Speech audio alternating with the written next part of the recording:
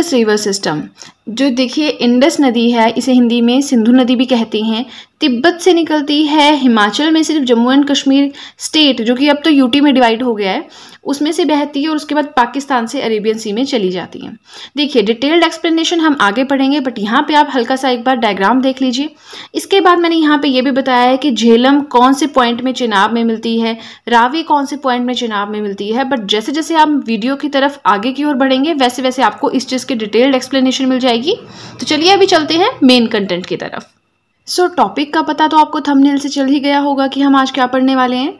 हम आज पढ़ेंगे द इंडस रिवर सिस्टम के बारे में। तो देखिए अगर आपको याद होगा प्रीवियस वीडियोस में हमने ये पढ़ा था कि जो हमारा पूरा का पूरा रिवर सिस्टम है इंडिया में वो दो पार्ट्स में डिवाइडेड है। एक है द हिमालयन रिवर सिस्टम और एक है the peninsular river system. So peninsular river system की बात तो हम बिल्कुल बाद में करेंगे।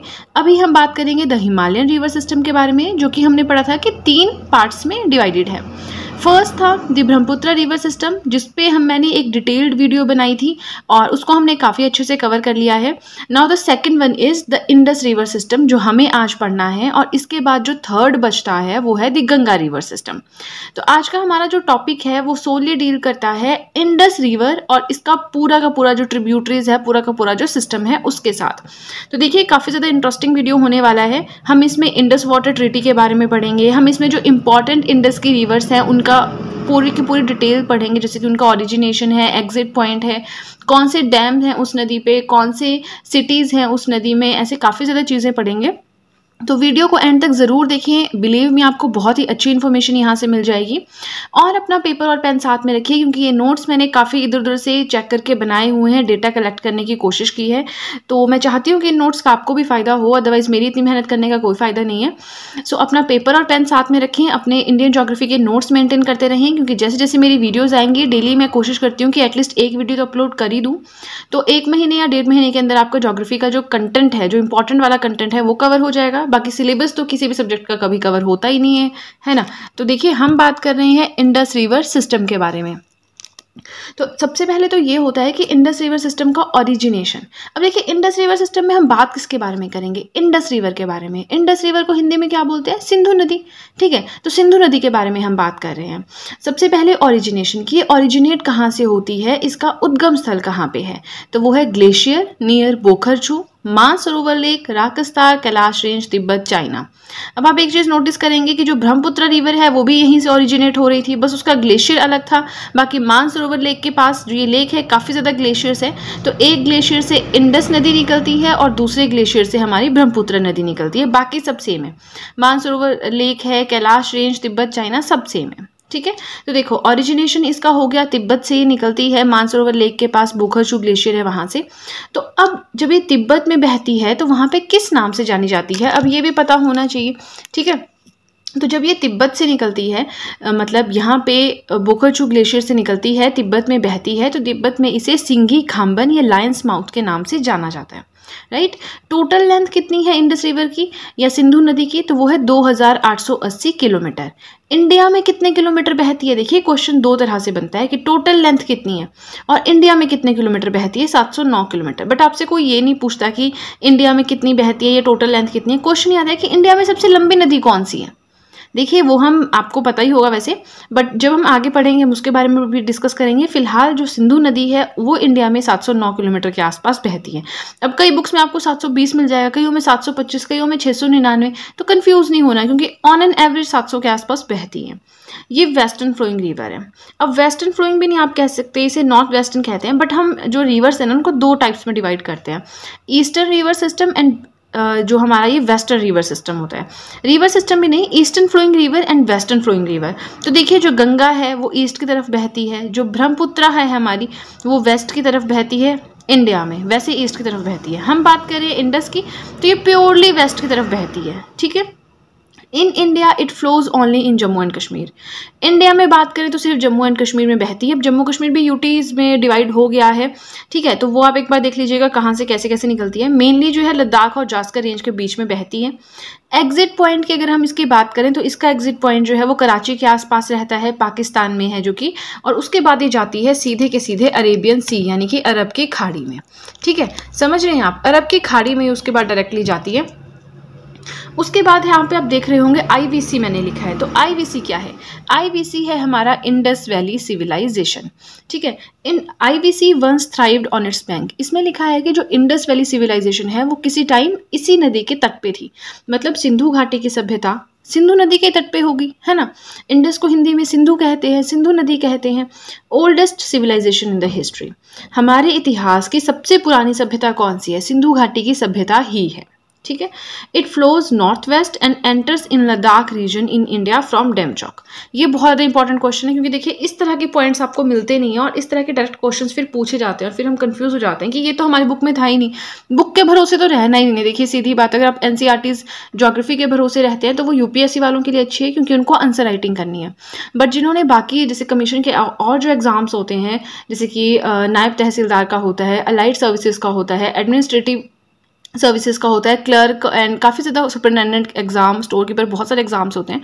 तो अगर उनमें अपीयर होना है आपको चाहिए फैक्चुअल नॉलेज, क्योंकि ये जो होते हैं ना ये स्टेटमेंट्स वाली थ्योरेटिकल नॉलेज, कंसेप्चुअल नॉलेज, ये हायर एग्जाम्स में चलती हैं। सो ये फ्लो करते हैं नॉर्थ वेस्ट में। मैंने कहा ना आपको कि इंडस नदी कैसे बहती है। देखिए इंडस नदी कैसे बहती है उसका जो डायग्राम है वो अभी हम आगे पढ़ेंगे, बहुत अच्छे से डायग्रामेटिकली आपको रिप्रेजेंट करूंगी कि कैसे क्या चलता है, ठीक है। It flows north west and enters, ये पहले नॉर्थ वेस्ट डायरेक्शन में बहेगी, फिर लद्दाख रीजन से एंटर कर जाएगी डेमचौक में, यानी इंडिया में कहाँ कौन से मेन पॉइंट से एंटर करती है? डेमचौक से एंटर करती है। देखिए अपना पेपर पेन साथ में रखिए, नोट्स बनाते रहिए, क्योंकि अगर नोट्स नहीं बनाइए आपने तो मेरा पढ़ाना बेकार है, क्योंकि आप जो भी पढ़ेंगे एकदम भूल जाएंगे और फिर सब बेकार है, राइट। तो देखिए इंडस रिवर सिस्टम की हम दो चीज़ें पढ़ लेते हैं, इसके लेफ्ट बैंक ट्रिब्यूटरीज कौन सी हैं और राइट बैंक ट्रिब्यूटरीज कौन सी हैं, ये पता होना बहुत ज़्यादा ज़रूरी है। यहाँ पे देखिए मैंने लिस्ट बनाई है और कुछ को मैंने मार्क किया है रेड स्केच से, तो रेड स्केच वाली इंपॉर्टेंट है, पता होना चाहिए। और एक चीज़ और बता देती हूँ, इंडस रिवर इसका जो क्वेश्चन है ना वो कभी ऐसे नहीं आता कि लेफ्ट बैंक कौन सी है, राइट बैंक कौन सी है। गंगा नदी का आता है, इसका नहीं आता। इसका सिंपल सा आता है कि कौन सी जो है वो सिंधु नदी की सहायक नदियाँ हैं, बस इतना क्वेश्चन आता है। तो आप एक बार देख लीजिए, लेफ्ट बैंक ट्रिब्यूटरीज में आता है, नाम एक बार देख लीजिए, जास्कर है, सुरू है, सोन, झेलम, चिनाब, रावी, व्यास, सतलुज, पंचनद। तो ये सतलुज, रावी, ब्यास, चिनाब, झेलम, इनके बारे में हम काफ़ी डिटेल में आज पढ़ेंगे, राइट। फिर है right bank tributaries. Right bank tributaries कौन कौन सी हैं? श्योक है, गिलगिट है, हुंजा, स्वात, कुन्नार, कुर्रम, गोमल, काबुल एंड शिगर, ठीक है। पेपर पेन साथ में रखिए, नोट्स बनाते रहिए। एक बार नोट्स बन गए आपको काफ़ी ज़्यादा हेल्प होगी उनकी, बिलीव में। बार बार मैं इसीलिए कह रही हूँ क्योंकि हमें बहुत आलस लगता है, कौन पेपर पेन उठाएगा, हम वीडियो से बार बार पढ़ लेंगे, but that thing is not practical. आप वीडियो से बार बार नहीं पढ़ सकते हो, ठीक है। तो आपका ज़्यादा टाइम ना वेस्ट करते हुए चलिए चलते हैं नेक्स्ट पेज की तरफ। देखिए हम इंडस रिवर या आप कह लीजिए सिंधु नदी के बारे में पढ़ रहे थे, ठीक है। तो हमने कुछ बेसिक सी चीज़ें पढ़ी कि कहाँ से ओरिजिनेशन होता है, कहाँ एग्जिट पॉइंट है, कौन सी राइट बैंक, कौन सी लेफ्ट बैंक ट्रिब्यूटरी है। अब हम जो पढ़ने जा रहे हैं ये आजकल का ट्रेंड है, यहाँ से क्वेश्चंस बहुत ज़्यादा बन रहे हैं, जो कि है इंडस वाटर ट्रीटी। जो सिंधु नदी है उसके ऊपर एक संधि हुई है, आई डोंट नो हिंदी में क्या कहते हैं, बट इंडस वाटर ट्रीटी कहते हैं इंग्लिश में, IWT। ये है क्या? Water distribution treaty between India and Pakistan. Treaty होता है संधि, ठीक है। तो इंडिया और पाकिस्तान के बीच में एक संधि है कि कौन कितना वाटर यूज़ करेगा सिंधु नदी है, क्योंकि देखिए सिंधु नदी बहेगी तो इंडिया से होके, लेकिन ज़्यादातर वो कहाँ बहती है? पाकिस्तान में ही बहती है, ठीक है। तो फिर उसके ऊपर डिस्प्यूट था इनका, तो 1960 में वो डिस्प्यूट सॉल्व किया गया, ठीक है। दोनों को बताया गया कितना कितना पानी किस किस नदी का यूज़ करना है, वो हम आगे पढ़ेंगे। Arranged bye world bank. अब जो ये ट्रीटी है किसने कंडक्ट करवाई है? वर्ल्ड बैंक ने कंडक्ट करवाई है, ठीक है। Signed in Karachi. कराची में इसके लिए साइन हुए थे 1960 में, मतलब प्रॉपर जो पेपर वर्क है वो कराची में हुआ था 1960 में। तो दो पार्टीज के बीच में ये हुआ है, किस किस के बीच में? इंडियन PM और पाकिस्तान के प्रेसिडेंट। इंडियन PM उस टाइम पे कौन थे? पंडित जवाहरलाल नेहरू जी थे, और पाकिस्तान के प्रेसिडेंट कौन थे? अयूब खान जी थे। तो ये तो इंपॉर्टेंट नहीं है इतना, बट ये क्वेश्चन यहाँ से बन जाता है कि जिस टाइम पे इंडस वाटर ट्रीटी हुई थी, पहली बात तो कब हुई थी, कहाँ हुई थी, किसने, कौन अरेंज करवाता है? तो 1960 में हुई थी, कराची में हुई थी। वर्ल्ड बैंक जो है सारा इसका काम धाम देखता है। इंडियन PM पंडित जवाहरलाल नेहरू जी थे जिस टाइम पे ये संधि की गई थी। अब इस संधि में हुआ क्या, रिजल्ट क्या आया वो देखते हैं। तो देखिए यहाँ पे आपको सर्कल से लग रहे होंगे, मैंने अलग से साइड में रख दिए हैं क्योंकि पहले मैंने नोट्स बना लिए, मैं आगे पहुँच गई, उसके बाद मुझे फिर और कुछ अच्छा डेटा मिला, तो मुझे लगा यहाँ पे इनकॉर्पोरेट करना चाहिए, बिकॉज मैं बार बार अलग अलग वेबसाइट्स पर देखती रहती हूँ, कोशिश करती हूँ कि जितने अच्छे से अच्छे नोट्स बन जाएँ एक ही बार में, अच्छी बात है। बाकी आपको पता ही है कि किसी भी एक टॉपिक के बारे में मतलब पूरी डिटेल्ड इन्फॉर्मेशन तो आप एक जगह लिख नहीं सकते हो, क्योंकि आपको पता है हज़ारों वेबसाइट्स हैं, सबके ऊपर अलग अलग कुछ ना कुछ अलग मिल जाएगा। फिर बहुत ज़्यादा इतना तो हमें पढ़ना भी नहीं है, हमें किसी सब्जेक्ट पे मास्टरी नहीं हासिल करनी है, हमें सिर्फ अपना एग्जाम क्लियर करना है, क्योंकि मास्टरी तो फिर आप फिर BA MA कर लीजिए, है ना। तो देखिए, जो ये संधि हुई इंडस वाटर ट्रीटी, ये हुई इंडिया पाकिस्तान के बीच में। तो पाकिस्तान को क्या दी गई? वेस्टर्न रिवर्स दी गई, इंडस, झेलम और चिनाब, और कहा गया आप इसका पानी यूज कीजिए। इंडिया को क्या दिया गया? ईस्टर्न रिवर्स दी गई, रावी, सतलुज और ब्यास, और कहा आप इसका पानी यूज कीजिए। बट इसमें भी कुछ परसेंटेज का वो है, बट वो क्वेश्चन नहीं आता, कौन सी नदी का पानी कौन सी कंट्री यूज कर सकती है, क्वेश्चन यहीं से आता है। ठीक है, पेपर पेन साथ में रखिए, नोट्स बनाते रहिए। अगर आप साथ साथ में नोट्स मेंटेन करेंगे आपके लिए ही फायदेमंद होगा, अगर नहीं करेंगे तो आपको फिर से भटकना पड़ेगा इधर उधर, यूट्यूब पे, वेबसाइट्स पे, गूगल पे, राइट। नेक्स्ट चलते हैं, to use the water available in the Indus river and its tributaries. अब ये संधि हुई क्यों थी कि जो पानी अवेलेबल है सिंधु नदी में और सिंधु नदी की सहायक नदियों में, उसको कैसे यूज करना है, कौन सा देश कैसे पानी यूज करेगा, कैसे वाटर मैनेजमेंट होगा, तो ये बताइए, क्योंकि दोनों पानी के लिए पागल हो गई दोनों कंट्रीज, है ना। तो एक सॉल्यूशन निकाला गया इंडस वाटर ट्रीटी के थ्रू। नाउ बहुत इंपॉर्टेंट क्वेश्चन है, मतलब एग्जामिनेशन पॉइंट ऑफ व्यू से अच्छा नहीं है, क्योंकि ये क्वेश्चन नहीं आएगा कभी भी एग्जामिनेशन पॉइंट ऑफ व्यू से, बट अगर आप कहीं आंसर राइटिंग कर रहे हैं, आप इतना मतलब इतनी प्यारी चीज़ है, इसको आप इनकॉर्पोरेट कर सकते हैं, आपका ऐसा लगेगा कि आपने अलग से स्टडी की है, लोगों से अलग स्टडी की है आपने। तो यहाँ पे आएगा Indian commissioner for Indus waters. जो इंडस वाटर का मैनेजमेंट है, इसके लिए इंडियन कमिश्नर कौन है? श्री AK पाल हैं। इनकी रिसेंटली में मीटिंग भी हुई है पाकिस्तान के कमिश्नर जो है इंडस वाटर के, उनके साथ, बट उनका नाम इतना ज़रूरी है नहीं, तो मैंने यहाँ पे नहीं लिखा है। अब देखिए, ये भी हो गया। अब हमें आगे क्या पढ़ना है? आगे हमें पढ़ना है मेन इंपॉर्टेंट ट्रिब्यूटरीज कौन कौन सी हैं।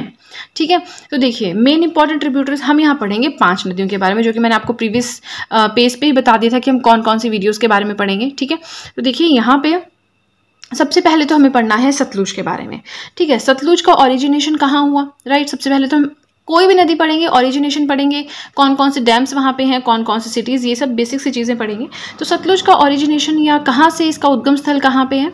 राकश ताल, मानसरोवर लेक, कैलाश रेंज, तिब्बत में है, राइट। देखिए ये तो आपको याद करना ही पड़ेगा। समटाइम्स कॉल्ड रेड रिवर, कई बार इसे रेड रिवर भी कहा जाता है, बट मेनली हम जो ब्रह्मपुत्र रिवर है ना उसको कहते हैं रेड रिवर, बट एक जगह पे लिखा हुआ था सतलुज के लिए भी, तो मैंने यहाँ पे इनकॉर्पोरेट किया, क्योंकि फिर आप कहते हैं कि पॉइंट्स मिस हो जाते हैं, तो मैं कोशिश करती हूँ कि अच्छे से अच्छा डेटा ला सकूँ। नाउ सतलुज नदी तिब्बत से निकल गई, रेड रिवर के नाम से जानी जाती है। अब इंडिया में कहाँ एंटर करती है ये भी तो पता होना चाहिए। Enters Himachal Pradesh eight शिपकी, Kinnaur. India में हिमाचल में एंटर करती है। हिमाचल में कौन से डिस्ट्रिक्ट में? किन्नौर डिस्ट्रिक्ट में। किन्नौर डिस्ट्रिक्ट में कौन सी जगह में? शिपकी में एंटर करती है। अब एंटर हो गई, अब लीव कहाँ से करेगी? लीव्स हिमाचल प्रदेश एट भाखड़ा, हिमाचल को छोड़ देती है भाखड़ा में, और उसके बाद पंजाब में एंटर कर जाती है। अब मैंने यहाँ भाखड़ा क्यों लिखा, मैंने क्यों बताया आपको हिमाचल में कहाँ एग्जिट करती है, क्योंकि ज़रूरी है ही नहीं इंडिया में कहाँ एंटर करती है, इंडिया में कहाँ से एग्जिट करती है, ये इंपॉर्टेंट है। बट मैंने ये लिखा क्योंकि मेरा मकसद कुछ और था आपको यहाँ पे बताना। ज्योग्राफी पढ़ रहे हैं तो जहाँ से जो पॉइंट मिलता है साथ साथ में लिख लीजिए, है ना। हमें वेट नहीं करना है कि अब हम डैम्स के बारे में अलग से पढ़ेंगे। तो भाखड़ा में एक बहुत फेमस डैम है, भाखड़ा नंगल डैम, नाम तो आपने सुना ही होगा। नहीं सुना है तो अभी कॉपी में नाम लिखिए, मैंने यहाँ नाम नहीं लिखा है क्योंकि मुझे लगा आपको पता होगा इस डैम का नाम, भाखड़ा नंगल डैम। वर्ल्ड का हाईएस्ट ग्रेविटी डैम है, वर्ल्ड्स हाईएस्ट ग्रेविटी डैम, पहली चीज। दूसरी चीज, इंडिया का सेकंड हाईएस्ट डैम है। सेकंड हाईएस्ट डैम है तो फिर हाईएस्ट डैम कौन सा है? हाईएस्ट डैम है टिहरी डैम, जो कि उत्तराखंड में है, जिसकी हाइट है 261 मीटर्स। लेकिन जो इंडिया का सेकंड हाईएस्ट डैम है, जिसका नाम है भाखड़ा नंगल डैम, इसकी हाइट है 226 मीटर। ठीक है, नाउ नेक्स्ट चलते हैं। It's water is mainly used for power generation and irrigation. अब जो सतलुज नदी का पानी है, इसका यूज़ क्या है? सतलुज नदी का पानी कहाँ यूज़ होता है? ठीक है, तो जो सतलुज नदी का पानी है, पावर जनरेशन मतलब बिजली बनाने में यूज़ होता है, इरिगेशन मतलब सिंचाई में यूज़ होता है। ठीक है, फिर आता है अदर डैम्स, मतलब सतलुज नदी पे कौन कौन से डैम बने हैं। देखिए हिमाचल में बात करें तो सतलुज नदी में बहुत सारे डैम्स हैं, बट हम इंडियन लेवल पे बात कर रहे हैं। ठीक है, तो इंडियन लेवल पे कौन कौन से डैम्स यहाँ पे आते हैं? कोल डैम है, ठीक है, ये हिमाचल प्रदेश में सिचुएटेड है। नाथपा झाकड़ी प्रोजेक्ट है, ये भी हिमाचल प्रदेश में सिचुएटेड है। ठीक है, तो ये हो गया हमारा सतलुज नदी के बारे में। अब चलिए चलते हैं नेक्स्ट पेज की तरफ। देखिए, नोट्स मेंटेन करते रहिए। जैसे आप नोट्स मेंटेन करते रहेंगे आपको काफ़ी ज़्यादा हेल्प होगी नेक्स्ट एग्जाम्स में भी पढ़ने में। और मैंने बहुत मुश्किल से बहुत टाइम लगाकर इधर उधर से नोट्स बनाए हैं, तो मुझे भी बहुत खुशी होगी अगर आप नोट्स बनाएंगे। मुझे कमेंट सेक्शन में ज़रूर बताएं कि आप नोट्स बना भी रहे हैं या सिर्फ वीडियोस देख रहे हैं या फिर आपने नोट्स पेंडिंग छोड़े हैं फ्यूचर के लिए। मुझे ज़रूर बताएं आपने नोट्स बनाए या नहीं। फाइन, हम बात कर रहे थे सतलुज नदी के बारे में। तो सतलुज नदी फ्लो करती है हिमाचल में 320 किलोमीटर, राइट। सिटीज़ कौन कौन सी हैं, शहर कौन कौन से बसे हुए हैं सतलुज नदी के तट पे, तो वो है लुधियाना, फिरोजपुर, ये है पंजाब में, बिलासपुर जो कि है हिमाचल प्रदेश में। देखिए, एक बिलासपुर आपका छत्तीसगढ़ में भी पड़ता है, तो उसको मत समझ लेना, ठीक है, क्योंकि सतलुज कहाँ बहती है, छत्तीसगढ़ कहाँ है, बिल्कुल अपोजिट जगह है। नाउ ट्रिब्यूटरीज, अब यहाँ पे देखिए ट्रिब्यूटरीज, सहायक नदियों की बात करें तो बहुत सारी सहायक नदियाँ हैं। हमें सबकी बात नहीं करनी है, हमें इंपॉर्टेंट करनी है क्योंकि हम इंडियन लेवल पे पढ़ रहे हैं। तो स्पीति है, बास्पा है, नोगली खड्ड है, ये बहुत ही ज़्यादा इंपॉर्टेंट ट्रिब्यूटरीज हैं सतलुज नदी की। Merges with Beas at Harike Pattan, Ferozepur, Punjab.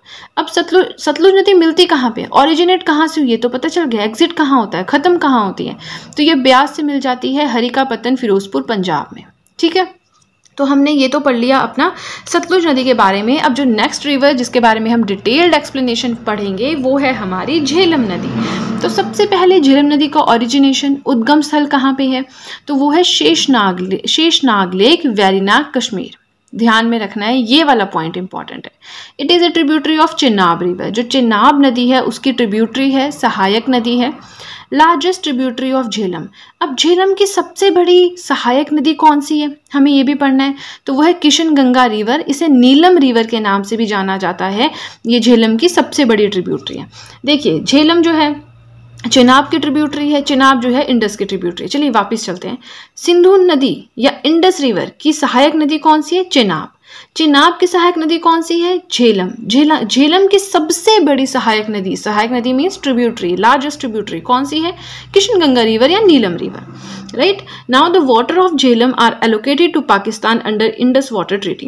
जो ये इंडस वाटर ट्रीटी हुई थी 1960 में कराची में हुई थी। वर्ल्ड बैंक जिसे मैनेजमेंट सारा देख रहा है, अरेंज करवा रहा है, जिसने इस ट्रीटी को अरेंज करवाया था, उनके हिसाब से जो झेलम नदी का पानी है वो पाकिस्तान को दिया गया है यूज़ करने के लिए।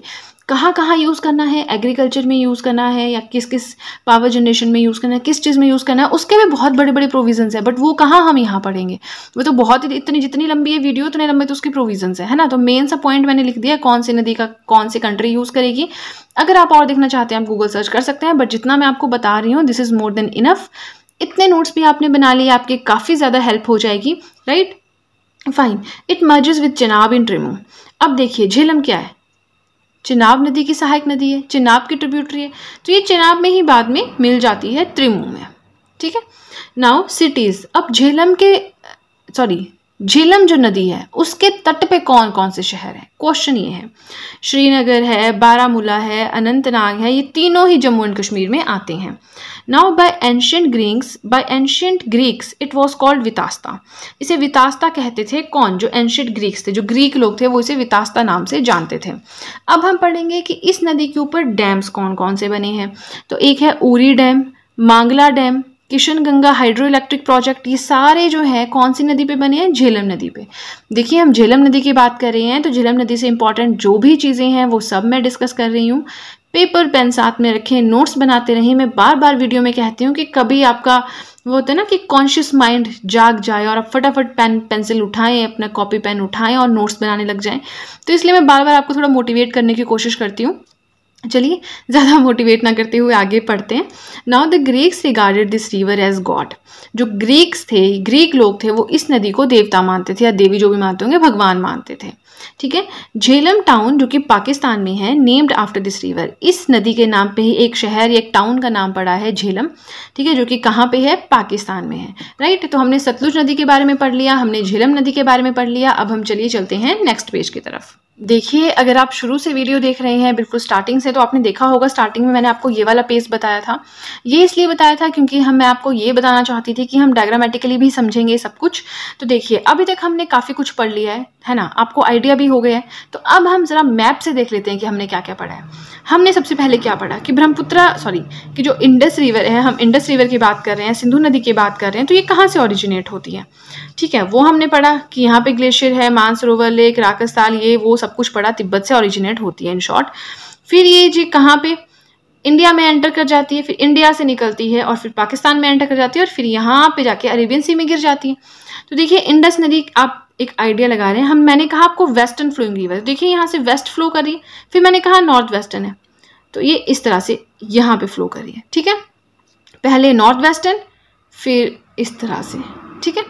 तो अब ये सारी ट्रिब्यूटरीज हैं। झेलम हमने पढ़ी कहाँ से निकलती है, चिनाब, रावी, सतलुज हमने पढ़ी, ब्यास अभी हम पढ़ेंगे।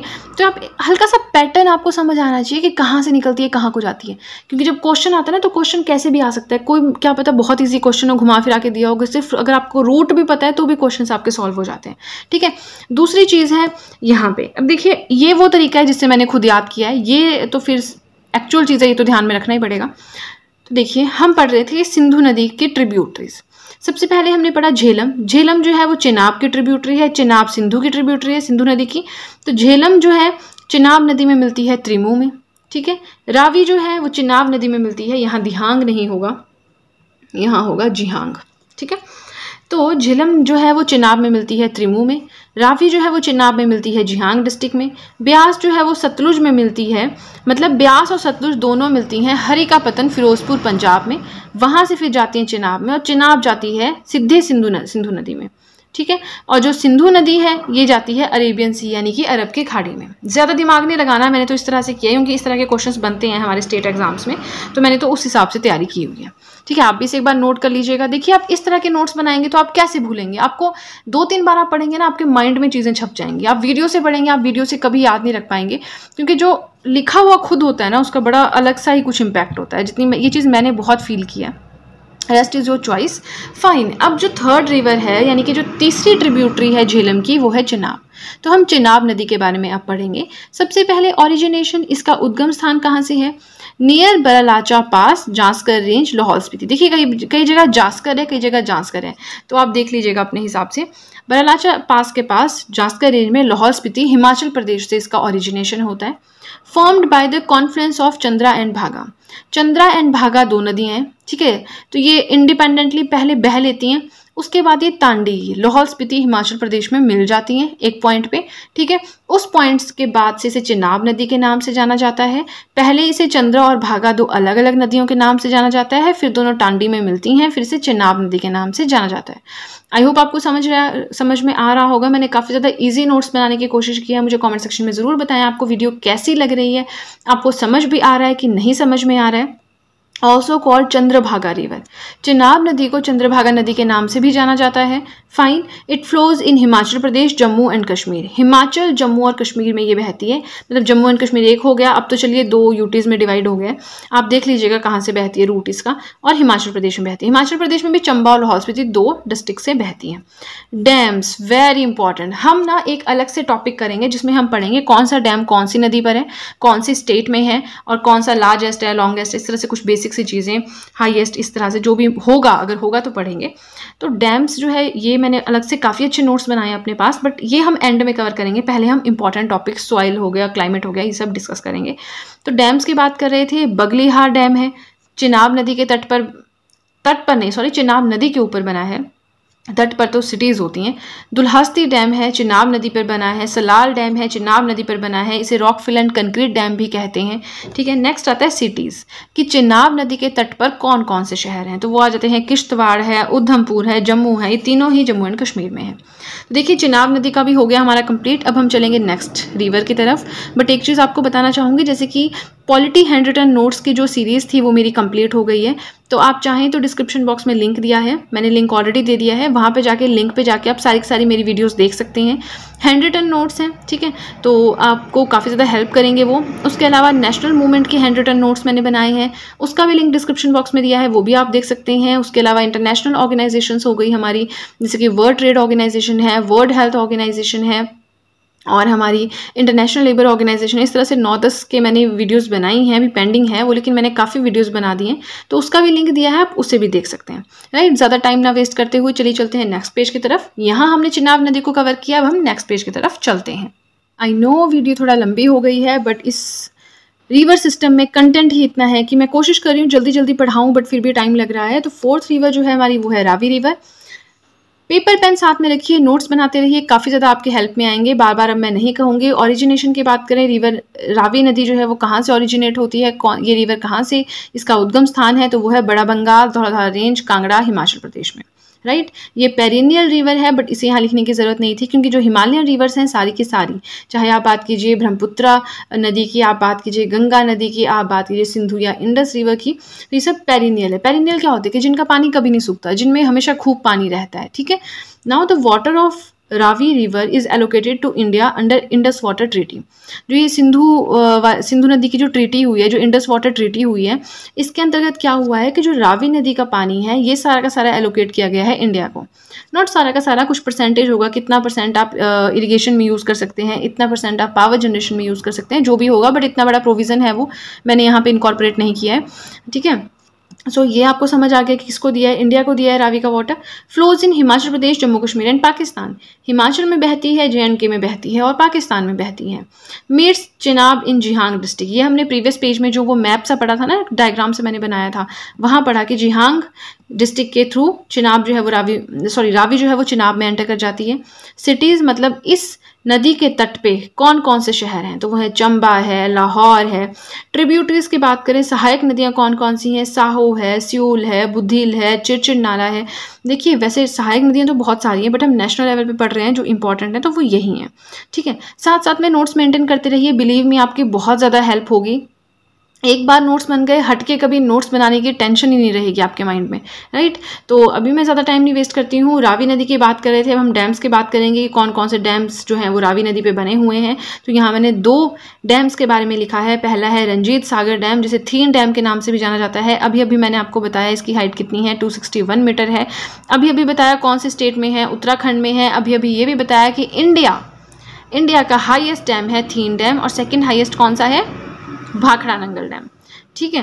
तो अब चलिए हमारा ये भी हो गया थीन डैम का। अब चलिए चलते हैं, नेक्स्ट है हमारा चमेरा डैम। चमेरा डैम भी वैसे मैंने चमेरा डैम 1 या फिर Chamera hydro electric plant 1, hydro electric 2, hydro electric 3, तो ये भी किस पे बना है, रावी नदी पे बना है, राइट। तो ये हो गया हमारे रावी नदी का सारा कंप्लीट। अब हम नेक्स्ट एंड लास्ट जो हमारा है वो है ब्यास नदी के बारे में, ठीक है। तो ब्यास नदी के बारे में ज़्यादा कुछ है नहीं। ओरिजिनेशन की बात करें, यानी कि उद्गम स्थल की बात करें, तो ब्यास कुंड से निकलती है, रोहतांग पास से निकलती है, कुल्लू हिमाचल प्रदेश में। टोटल लेंथ की बात करें तो 460 किलोमीटर इसकी टोटल लेंथ है, बट हिमाचल में कितना बहती है ये भी पता होना चाहिए। हिमाचल में 256 किलोमीटर बहती है, मर्ज करती है सतलुज के साथ नियर हरिकापतन, फिरोजपुर, पंजाब। आगे आप पंजाब लिख सकते हैं, ठीक है। ये भी मैंने आपको डायग्राम के थ्रू पढ़ा दिया है। फिर ट्रिब्यूटरीज की बात करें, सहायक नदियों की बात करें, तो वो है लूनी, ऊहल, बाणगंगा, ये सारी सहायक नदियां हैं ब्यास की। सिटीज़ की बात करें कि ब्यास नदी के तट पे कौन कौन से शहर हैं, तो मनाली है, कुल्लू है आपका, है ना, मंडी है, ये सारे ब्यास नदी के तट पर ही हैं। डैम्स की बात करें तो डैम्स भी काफ़ी ज़्यादा इंपॉर्टेंट हैं, जैसे कि मैंने आपको बताया डैम्स पे मैं अलग से वीडियो बनाऊंगी, ज़्यादा लंबी वीडियो नहीं होगी, 2 ही पेजेस पे आ जाएंगे डैम्स इस बुक में, इस नोटबुक में। तो फिर ऐसे हैं 30-35 डैम्स हैं, तो कौन से स्टेट में है, कौन सी रिवर पे हैं, और उनके हर एक डैम के बारे में, मतलब 32 में से 10 डैम तो ऐसे जिनके बारे में कुछ स्पेशल बात है। कोई USA के मॉडल से बनाया गया है, कोई रशिया के मॉडल से लिया गया है, कोई लॉन्गेस्ट है, अभी तो मुझे एग्जैक्टली ध्यान नहीं है, बट जैसे हीराकुंड डैम है, वैसे काफ़ी चीज़ें हैं। ओल्डेस्ट डैम भी है इंडिया का, कौन सा है, तो ये सब भी हम पढ़ेंगे, बट जैसे जैसे हम आगे की तरफ चलेंगे, राइट। तो आप मेरे चैनल के साथ ज़रूर बने रहें, चैनल को सब्सक्राइब कर दें अगर आप इस तरह की वीडियोस देखना चाहते हैं। बेल आइकन को ज़रूर प्रेस करें, सो दैट मैं जैसे कोई वीडियो अपलोड करूँगी सबसे पहले नोटिफिकेशन आपको ही पहुँचे, राइट। तो अभी वीडियो गाइस ख़त्म नहीं हुई है, वीडियो अभी चल रही है, हम डैम्स के बारे में पढ़ रहे थे। तो पंडोह डैम जो कि हिमाचल प्रदेश में है, ब्यास नदी के ऊपर बना है। पौंग डैम हिमाचल में है, ब्यास नदी पे बना है। लाजी हाइड्रो इलेक्ट्रिक प्रोजेक्ट ब्यास नदी पे बना है, ठीक है। तो ब्यास रिवर, रावी रिवर, काफ़ी सब कुछ हमने पढ़ लिया है। एंड मुझे कमेंट सेक्शन में ज़रूर बताएं कि आपको वीडियो कैसी लगी। प्लस मैं कोशिश करूँगी कि मैं ज़्यादा से ज़्यादा वीडियोस दिन में अपलोड कर सकूँ, एटलीस्ट 2 वीडियोस अपलोड कर सकूँ। मैंने बहुत सारे कमेंट्स देखे कि 2 वीडियोस अपलोड कीजिए, बट अभी मेरे खुद के एग्जाम्स लग रहे हैं, तो मुझे तो ऐसा लग रहा है कि मैं एक वीडियो भी अपलोड नहीं कर पाऊँगी।